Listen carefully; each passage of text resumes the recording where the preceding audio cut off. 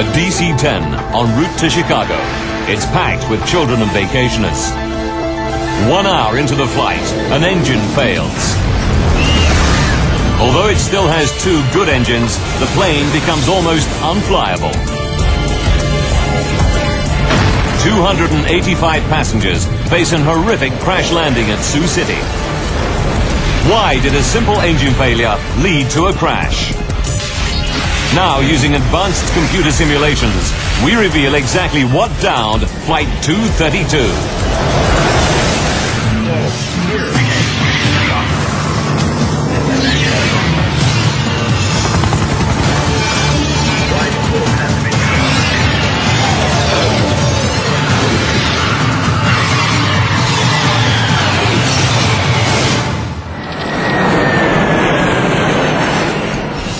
Colorado, Denver, Stapleton Airport, July 19th, 1989.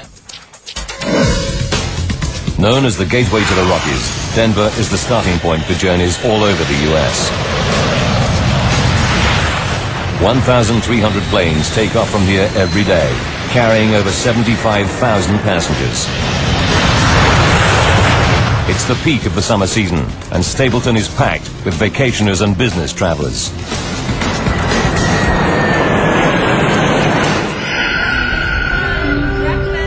Debbie McKelvey will be among the vacationers flying from Stapleton today. She's taking her children, Devon, age 6, and her son Ryan, who's 7, to a family reunion back in her home state of Pennsylvania. Debbie is taking advantage of United Airlines Children's Day promotion. Today, kids under 14 can fly for 1 cent. But each must fly with a paying adult. Debbie pairs up with a tennis club girlfriend, Ruth Ness, so she can sit with one of the kids. It was nice having Ruth with me because she entertained one child while I was entertaining the other child. Commanding the flight is Captain Alfred C. Haynes.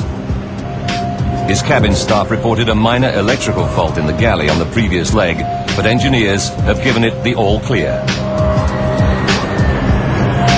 Captain Haynes is a veteran pilot with 7,190 hours logged in the DC-10. The passengers will be in safe hands today. The DC-10 is a great airplane to fly. I think I was termed an old man's airplane because it's so simple to fly. At this time, in the late 1980s, there are over 400 DC-10s in service. But it's a plane with a troubled history. Windsor, Ontario, 1972.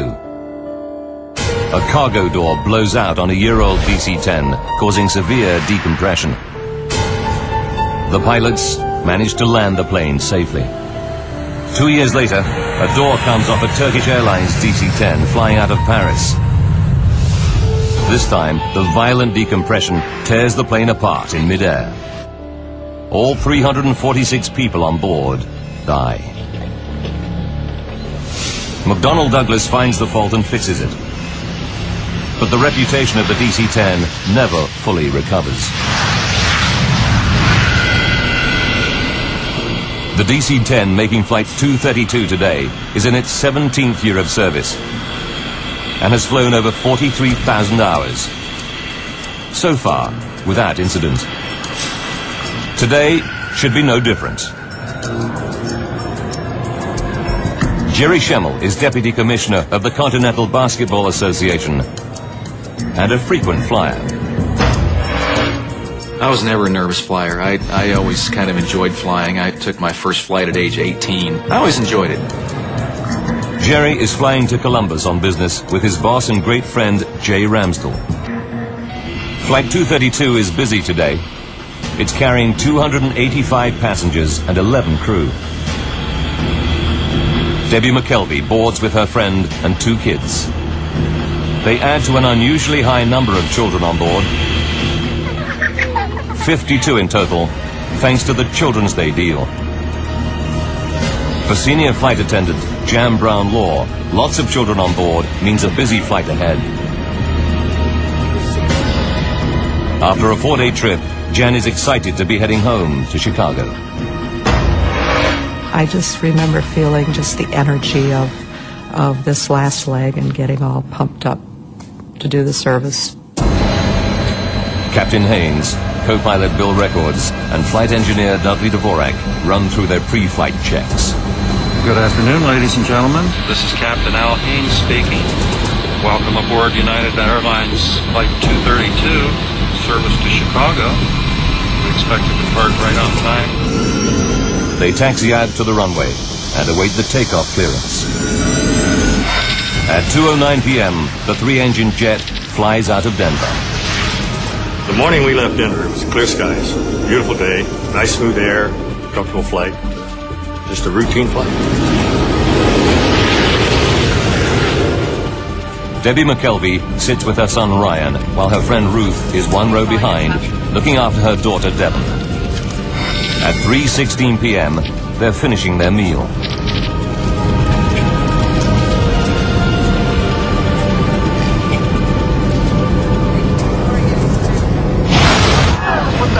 Suddenly, out of the blue, a terrifying blast rips through the plane. The only way I can think to explain it, it's like if you're driving down a highway and you hit a pothole. Jan Brown Law fears it may be a breach in the plane's fuselage. I instinctively sat down on the floor and held on, not knowing if it were a decompression, that everything that isn't tied down securely is going to be sucked out. There's no sign of any visible damage inside the plane. But up in the cockpit, Captain Haynes scans the engine instruments and quickly realizes that his number 2 engine is malfunctioning. I've never had a jet engine fail in flight. Only in the flight simulator, never in flight. But this time, it's happening for real. 3:17 p.m. Captain Haynes' priority is to shut down the problem engine. He's not too worried. The DC-10 can fly comfortably on its remaining 2 wing-mounted engines. Haynes follows the shutdown procedure and cuts off fuel and power to the number 2 engine.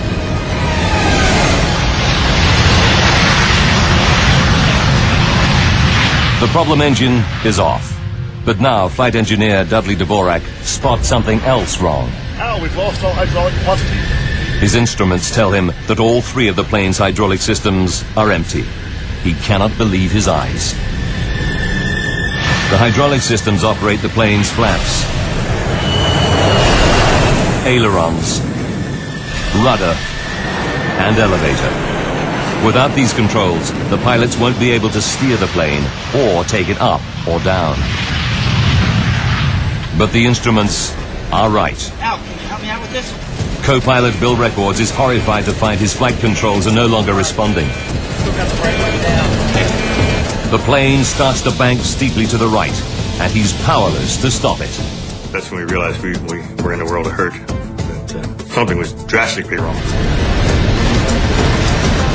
Now Captain Haynes tries the flight controls, but he cannot get the DC-10 back into level flight either. The plane is now trying to roll over, a terrifying prospect. We have nothing to turn the airplane, nothing to control the pitch of the aircraft. Nothing. Fly the aircraft? It's every pilot's nightmare. Flight 232 is at 11,000 meters and out of control. If its left wing continues to lift, the plane will flip over and tumble to its doom.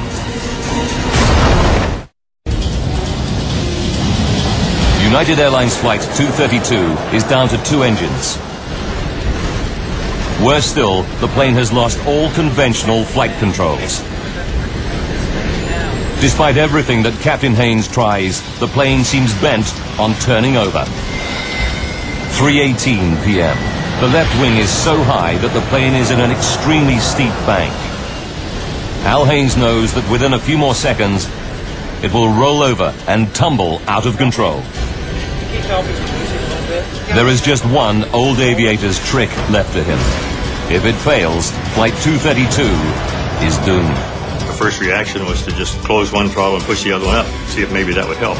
In a desperate bid to restore level flight, Haynes tries adjusting the relative power of the 2 wing engines. If the right engine runs faster, the airplane will bank left, and vice versa.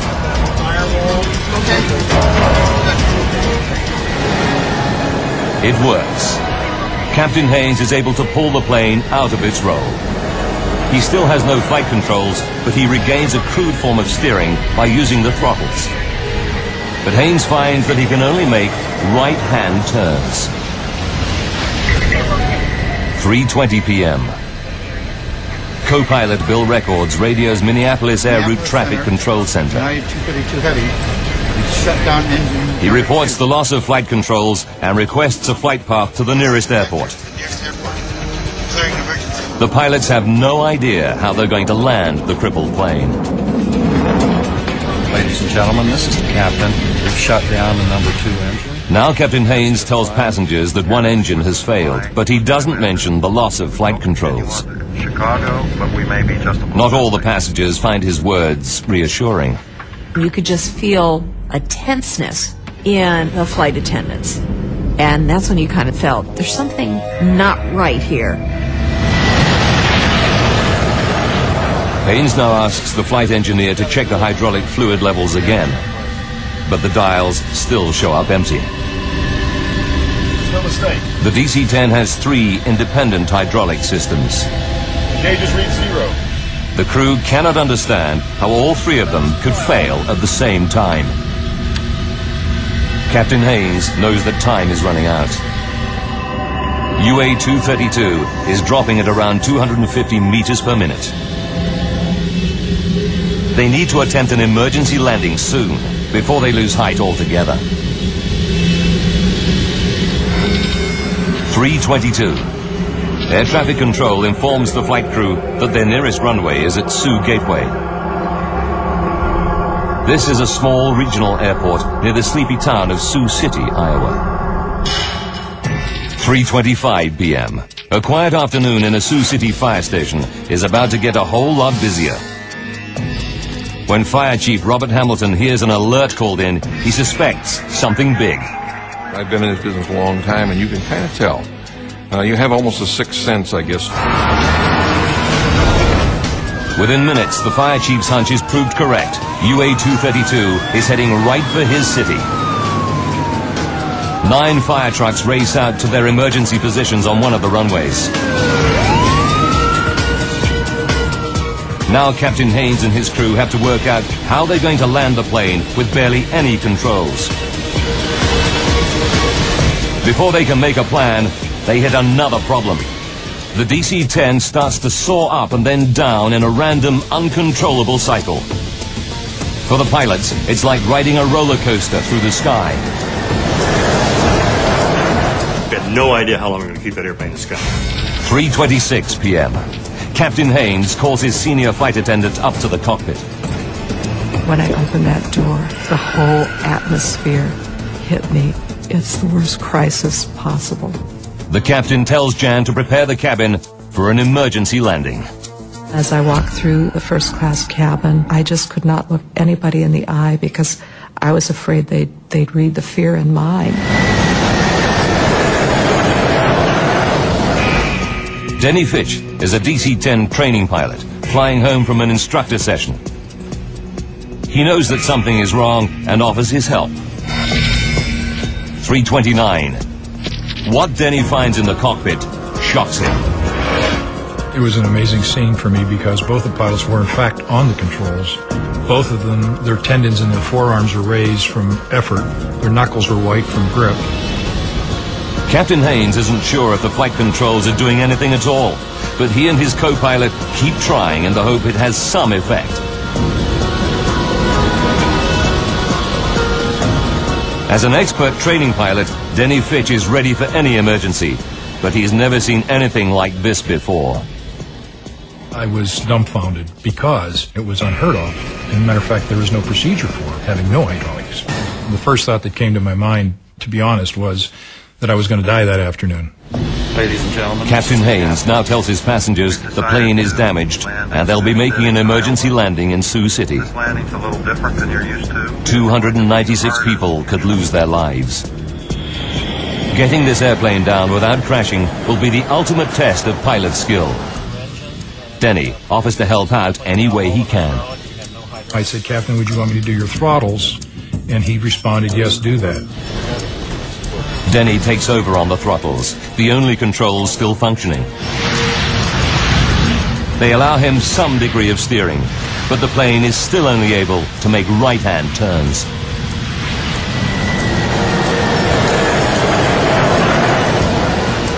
As far as I'm concerned, he's now the fourth member of the crew because he was willing to step in there and help us any way he could. 3:48. The DC-10 is now 12 minutes from Sioux City Airport, and they're running out of altitude. It's time for the pilots to face an almost unthinkable prospect. In a few minutes, they must attempt to land a 165-ton jet without proper flight controls.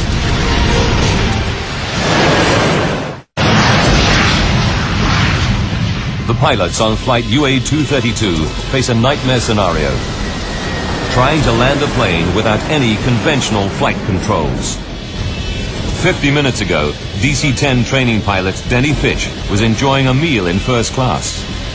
Now he's a crucial member of Captain Al Haynes' crew. Well, the more we worked together, the more confident we became in each other's ability, skill. As a captain, you have to trust your crew. As a crew, you have to trust your captain. The pilots must now try to line up for the final approach into Sioux City Airport. Denny Fitch will attempt to steer the plane and control its descent, all by adjusting the throttles. What's more, the plane can only make right-hand turns. The plan is to make a series of looping turns and hope that as they come out of their final circuit, they're facing the runway. The odds are stacked against them. At 3:50 p.m., Senior Flight Attendant Jan Brown-Law begins her final safety briefing. You need to keep your seatbelt on and cross. Official guidelines are non-specific, but United Airlines procedure at the time is for adults to hold these lap children on the floor during an emergency landing. Jan is anxious about the procedure, but has no option but to follow protocol. It makes my skin crawl to this day to think that I found myself telling passengers, parents of lap children, to put their child on the floor and hold them down. There is simply no alternative. No special restraints are available. As the flight crew near Sioux City, they are only too aware of what's at stake. You've got 296 lives in your two hands. You literally do. And I've never felt so overwhelmingly, responsible for anything in my life. With no brakes, the DC-10 will need a long runway. Air traffic control assigns them runway 31 at 2,700 meters. It's the longest at Sioux City. 3:52 p.m. Denny Fitch puts the plane into its final looping turn. He knows the triple jet would never be able to regain altitude for a second attempt. This was it. We had to land on that runway. One time. That's all we had. As they emerge from their final loop, the pilots see a wonderful sight. Sioux City Airport, dead ahead. There's just one problem. It's the wrong runway. Here we are, there's a runway right in front of us, we're out of time, we're out of altitude, that's where we're going to go. Runway 22 is much shorter than runway 31, and it's full of fire trucks and ambulances. It wasn't until probably a couple of minutes at the most that we had a change in that the runway was actually shifted then from 1331 to runway 22. 3:59. Fire trucks race out of the path of the plunging DC-10. And so we were basically just kind of scrambling, getting out of the way, if you will, and trying to get to an ideal position for that particular runway. Captain Haynes orders the passengers into the brace position. Brace, brace, brace. The minute we said brace, it was like a breeze going over a field of wheat. Everybody in the cabin disappeared from sight to go into their brace position. As the pilots desperately try to line up the airplane with the runway, they realize they're still coming in at 400 kilometers per hour. around 150 kilometers per hour faster than normal. But with no control of the flaps, they cannot slow the descent. The alarm sounds from the ground proximity warning system. They're descending too rapidly. The plane is plunging at 560 meters per minute, over 6 times the normal rate.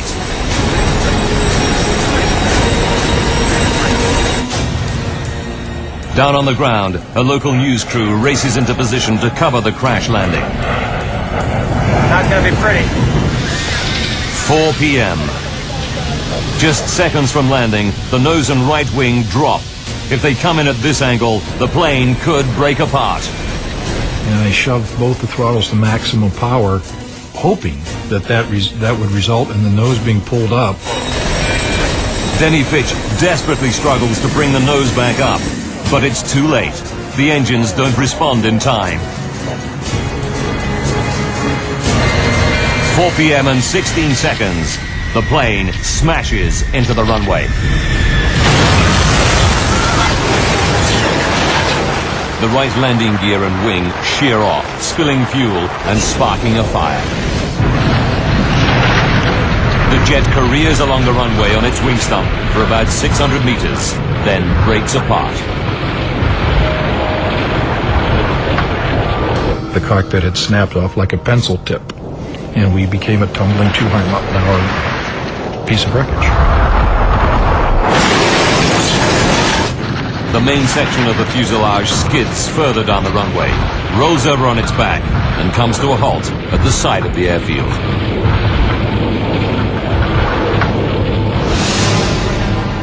The plane is split into 3 main pieces: cockpit, tail section, and middle passenger section. Dozens of surviving passengers flee the burning cabin. Fire trucks and ambulances race to help them. Emergency workers arrive to an horrific scene of dead and injured passengers.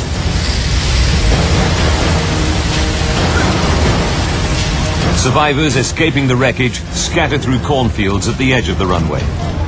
Debbie and her son Ryan are among them. I grabbed my son and we started running and running. And I had no idea where we are. Some of the children and babies held on the floor before landing are missing. The violence of the crash tore them from their parents' grasp. One grief-stricken mother confronts flight attendant Jan Brown-Law. And she just looked up at me and she said, "You told me to put him on the floor, that it would be all right." And I thought, I'm going to live with those words for the rest of my life. The child, 23-month-old Evan Zhao, tragically died in the burning jet. In the chaos of the crash, Debbie McKelvey and her son Ryan managed to get out of the wreck. But she can't see 6-year-old daughter Devon anywhere. So then you start really thinking, why didn't I have both of them? And it's just a horrible, horrible sinking feeling. Many passengers and children are still trapped in the twisted wreckage of the plane's central cabin section. And now a fuel fire takes hold beneath the plane's remaining wing. Firefighters struggle to contain the blaze. Jerry Schemmel escapes the cabin unhurt. But now he hears a baby's cries. Despite the choking fumes, he ventures back inside the burning aircraft. I didn't think if I go back in, the thing will explode or I might not find my way back out. I just reacted. I heard the cries of baby, and the next thing I know, I'm back inside the aircraft. As the central cabin section burns, it starts to fill with toxic fumes. Smoke like this can kill in minutes. Parents like Debbie McKelvey fear that their missing children could still be somewhere inside the blazing jet.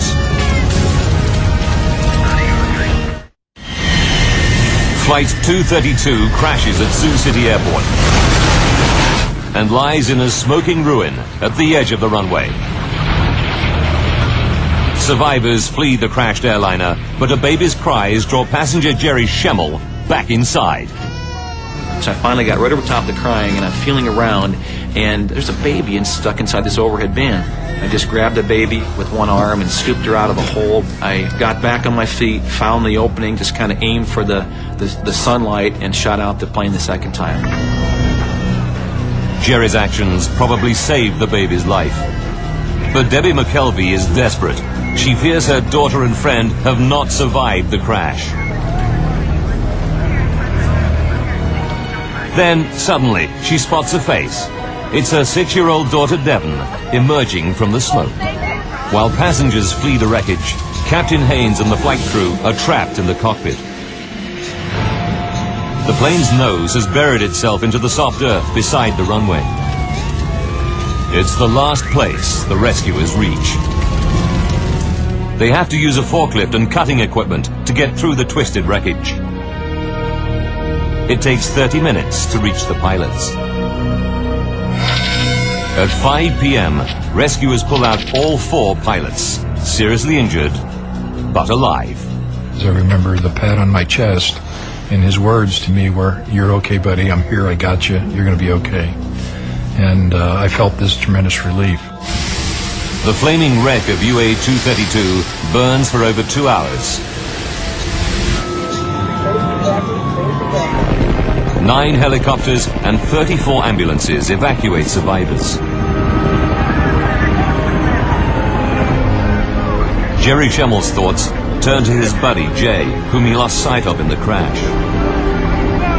Jerry hopes that he might have made it, but as time goes by, he loses all hope. I had a pretty good hunch 8 hours after the crash, when he didn't show up anywhere, that he wasn't a survivor. Jay Ramsdell is one of 111 passengers who lose their lives in the crash. 1 flight attendant is also killed. 11 children are among the dead. Remarkably, 184 people survived the Sioux City crash. But for the pilots of Flight 232, any number of deaths is a tragedy. Training pilot Denny Fitch learns how many died when his wife visits him in hospital.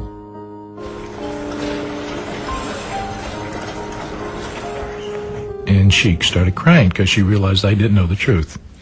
That in fact 112 people had died behind me. And I saw her cry. I had my answer. And I cried every waking moment for the next 3 days. I just couldn't stop crying. It just so tore my heart out to know that people died behind me. I was ready to die for them, and I didn't want them to die. Al Haynes and the flight crew are determined that something positive should come out of the tragedy. I would like to say that this crew, and in fact the entire industry, is dedicated to finding the cause of this accident, so maybe we can never have it happen again.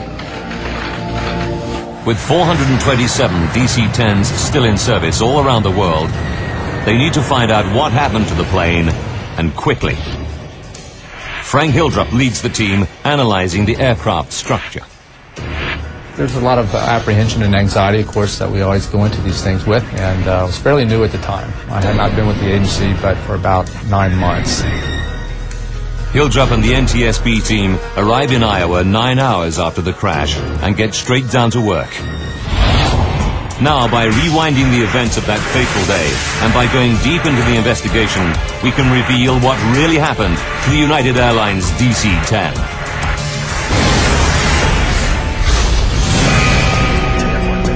The investigators' first priority is to try to recover every piece of the wreckage so that they can reassemble the aircraft.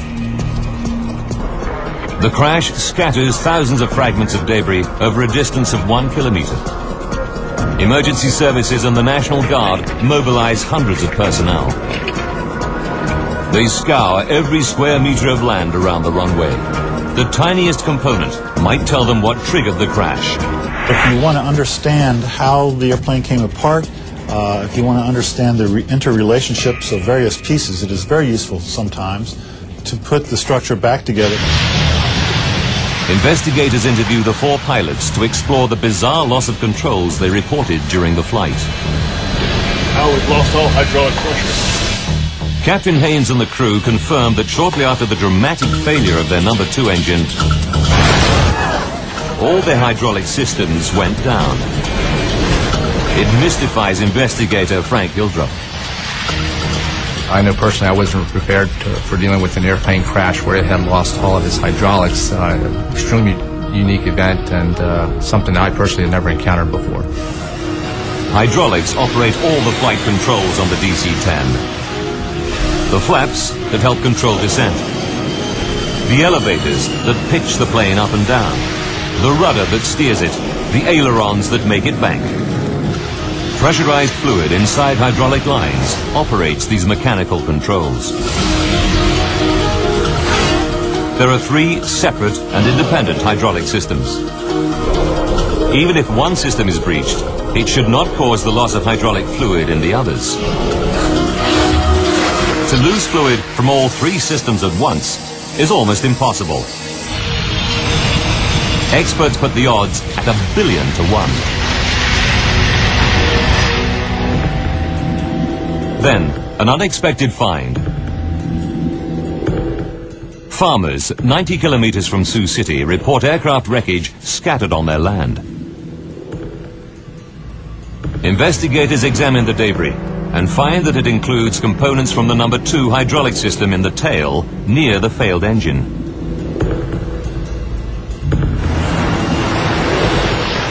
The team can calculate from the plane's flight path exactly when these parts fell.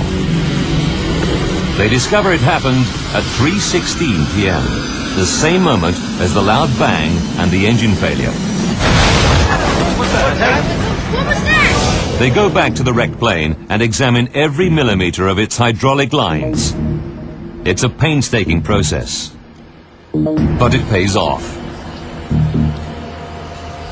They find puncture holes in the pressure lines of the plane's other 2 hydraulic systems, and the holes in both sets of pressure lines are near the failed engine. We determined that all the 3 hydraulic systems had been breached, and that's why the hydraulic fluid was lost, and they lost the ability to really control the airplane. It's incredible, but true. Something did put all 3 hydraulic systems out of action at exactly the same moment. But the team still has to prove that the number 2 engine caused the damage.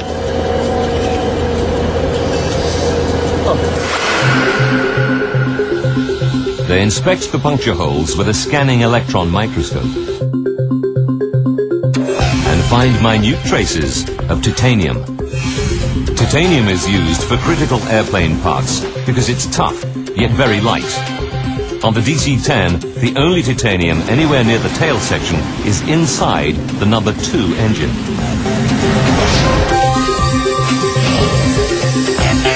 And when NTSB engineers reconstruct the DC-10's number 2 engine, a new clue confirms the team's theory. We learned that a major portion of the number 2 engine in the tail of the airplane had come apart and was missing.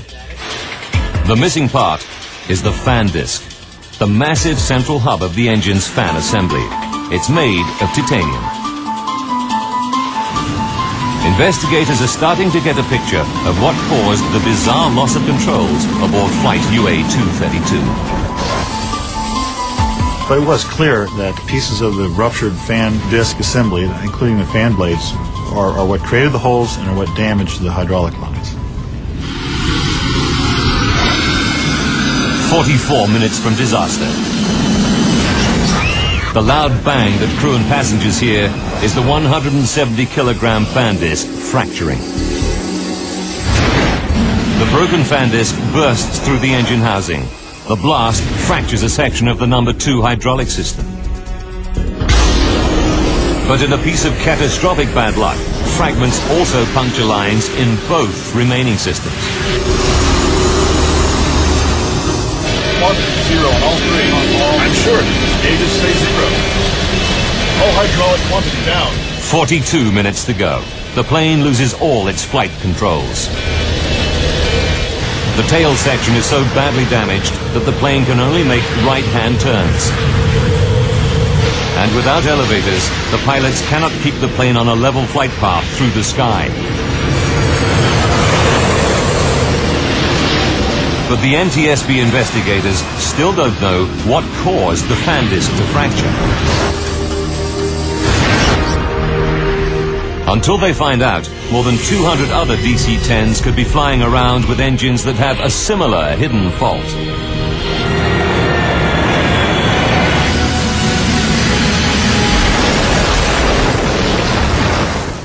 The investigators' first priority is to try to recover every piece of the wreckage so that they can reassemble the aircraft. They must locate and examine the missing pieces of fan disc.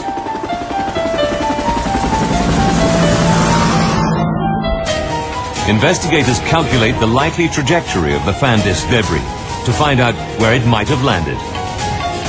They narrow it down to a tract of Iowa corn belt 36 square kilometers in size. They scour the area with 4 helicopters, but find that the 3-meter-high cornstalks conceal everything on the ground. They even deploy infrared cameras to try to locate the pieces. But after weeks of searching, they draw a blank. General Electric, the engine manufacturer, offers members of the public a large reward for the missing fan disc.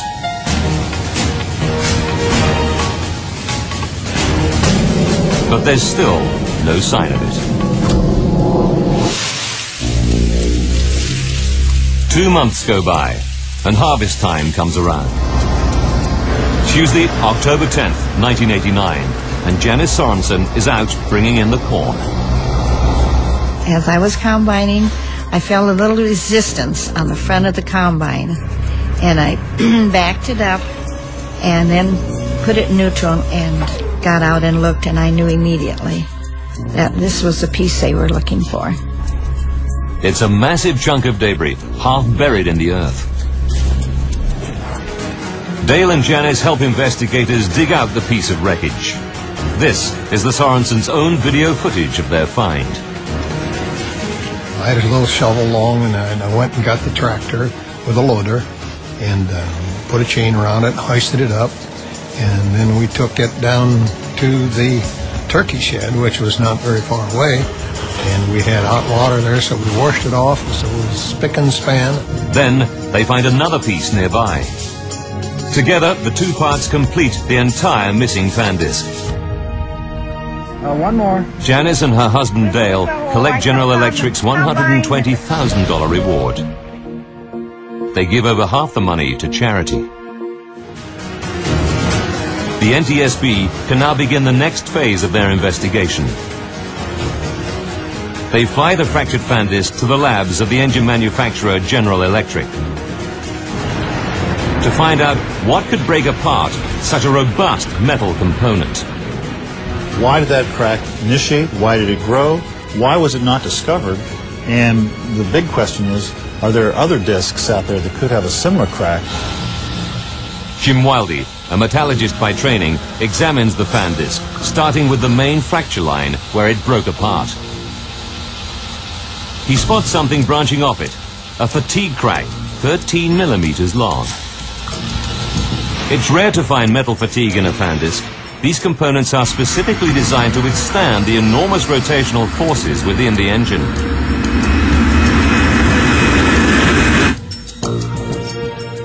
Then, at the base of the fatigue crack, Wildey sees a tiny cavity. The size of it was, maximum in any one direction was about 50 thousandths of an inch. As he scans the cavity more closely, he sees that the metal around it looks discolored. He takes a sample from this suspect area for testing.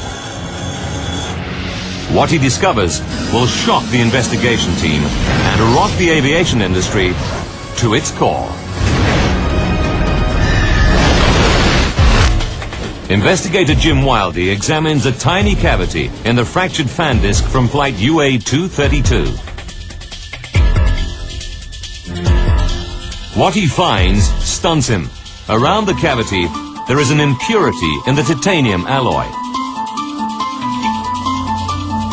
It's called a hard alpha inclusion, a brittle defect smaller than a fingernail. Analysis reveals that it was caused by excess nitrogen during the forging of the metal ingot. The fan disc in the DC-10 was made from titanium that harbored a fatal hidden defect. It's the final piece of the puzzle. The NTSB team can now put together the chain of events that left the passengers and crew of Flight UA-232 seconds from disaster.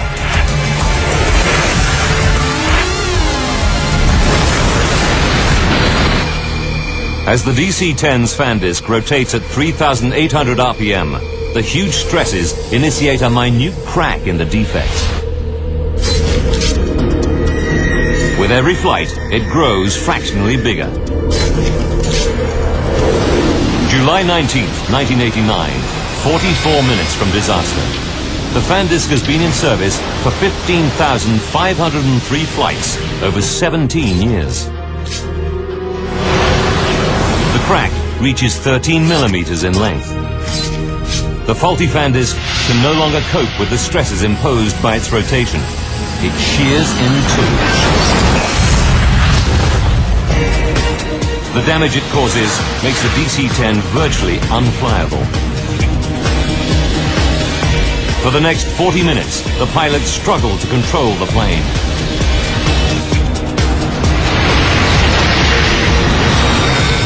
Five minutes to go. Flight 232 comes out of its final turn into Sioux City.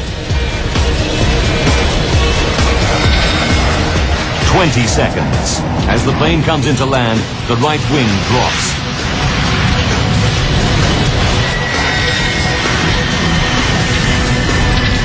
Disaster strikes. The right wingtip hits the ground, and the DC-10 careers down the runway.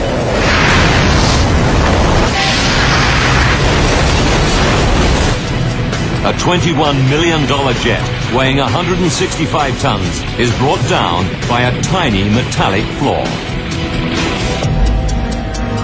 For the NTSB investigation team, there's a terrible twist to the tragedy. Investigators discover that United Airlines technicians made a routine inspection of the defective fan disc just 16 months before the crash. They are disturbed. The crack was on the fan disc surface. At the time of the inspection, the crack could have been close to 13 millimeters long.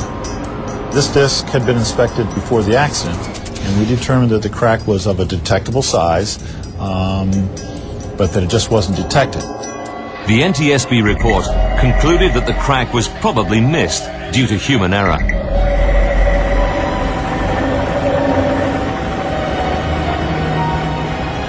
The report accepted that United Airlines inspection procedures complied with regulations and were up to industry standard, and cited human factors as an industry-wide problem in engine inspection. In the wake of the Sioux City disaster, the Federal Aviation Authority upgraded engine inspection procedures. The FAA also demanded changes to the DC-10's hydraulic systems. Airlines were required to add shut-off valves to limit the amount of fluid that can drain from a breach in hydraulic lines. But today, lab children are still allowed to remain unrestrained during emergency landings.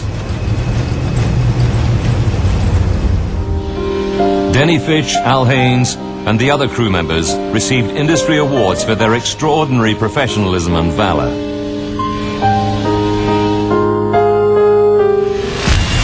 The safety measures triggered by the Sioux City crash transformed aviation safety, not just on the DC-10, but on all passenger airliners. The new rules should ensure that such a bizarre and devastating accident can never happen again.